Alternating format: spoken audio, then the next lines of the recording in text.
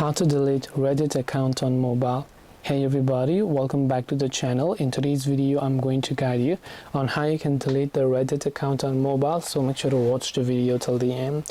Now whether it is a mobile or laptop doesn't matter, because we are going to do it from our browser and not from the app. So because it's much easier on the browser, I would recommend you do that as well. Go to reddit.com and log into the account that you want to delete.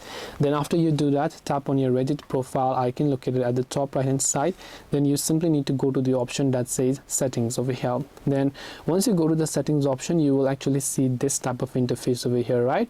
So over here what you need to do is you need to simply scroll down to the bottom, and here you can see delete account option. So right here you can see an orange icon that says delete account. So you can tap on delete account, then tap on the delete option in order to delete your Reddit account. This way you will be able to actually delete Reddit account on mobile. Hope this video was very helpful.